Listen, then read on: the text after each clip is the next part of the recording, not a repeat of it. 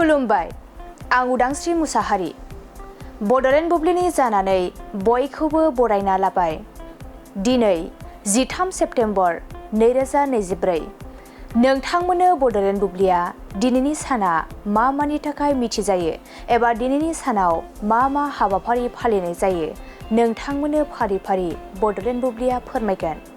दिनैनि सानखौ stand up to cancer day महरै फालिनाय जायो। बे बोसोराव 13 सेप्तेम्बर खालि स्टेन्ड आप टु केन्सार सानखौ फालियो। बेयो केन्सार सांग्रांथि लाबोनायनि सान।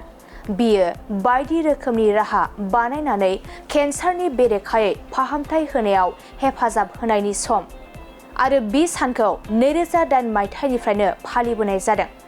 लोगोसे बे साना बिजिरसंगिरि आरो बिगियानफोरनिफ्राय गोबां मदद बुथुमनायावबो मदद होबोदों।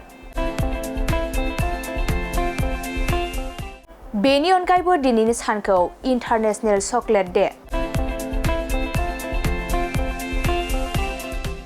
इउर'पियान हेरिटेज डे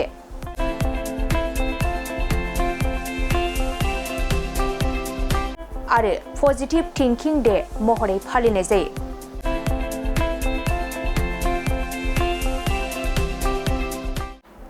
नोंथांमोननो बड'लेण्ड बुब्लिया दिनैनि सानाव मा हाबाफारिजों मिथिजायो आरो मा हाबाफारिखौ फालिनाय जायो फोरमायबाय।